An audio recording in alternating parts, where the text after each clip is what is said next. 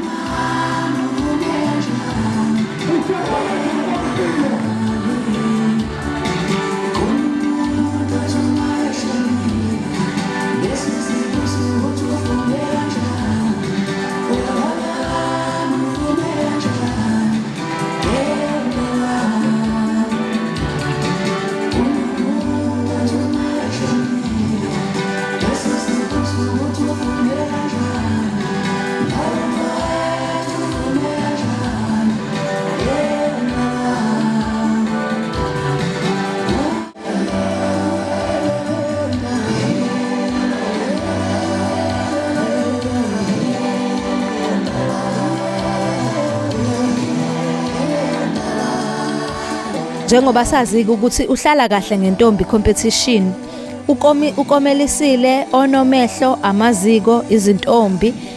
Siye saya-ke sayovakashela uNomehlo owaphuma isibili emncintiswaneni uMancengwa, siyobona ukuthi benzani uma behlangene lapha beyimaziko.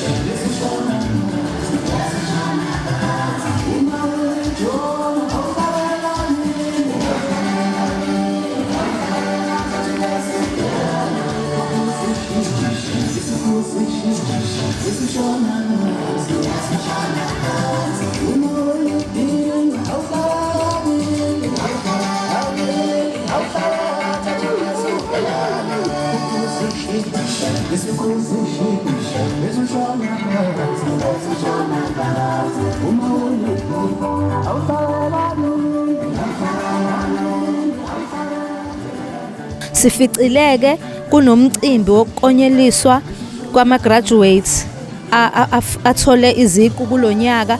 Kube kuhle kakhulu, bezigqugquzelwe intombi nangokuyiphatha kahle, zigiya kumnandi kunjeya lapha eMlazi.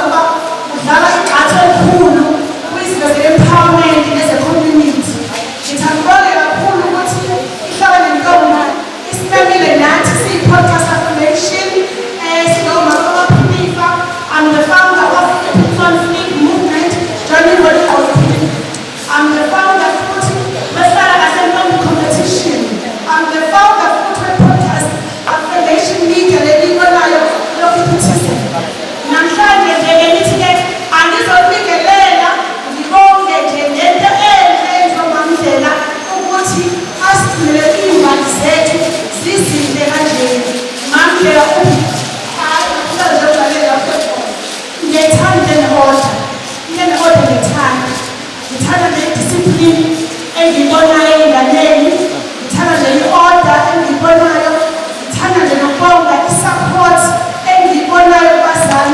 It's very important ukuthi i-support yabazali la ingane zakho zikhona nabo ba-support. Lokho ngiyabonga kakhulu ukuthi as-leader lento ubambisene nethimba lakho, but you can see ukuthi kune-order phakathi kunento oyenzayo. Ngiyajabula ke njengoba sengizohamba kodwa mthani angahambi ngakhulu ukuthi njengoba esifikile angisho ukuthi njengoba ngibona ama-graduate sikahlala kahle ntombi competition, sizoba ne-competition eyokuthi we want to take 3 graduates to China. We want to take 3 graduates to China. So sifuna ukuthi ningathi senifundile noma namajazi naye yonke into, but umsebenzi. But if uwina laphayana, you would learn more opportunities. Nikwazi ukuthi nani nibuye nizoempowerisha abanye and create employment. Angithi wasinayo namhlanje. Yes, somuntu lelo njalo nivonde ukuthi uma kuphumelela la kwindlu yenu ndiwine noma nithi niyazi ayasithembisa kanjalo. Ngiyabonga. Sibongile kakhulu ke hlala ngentombi into nakumancengwa unomeso wakho.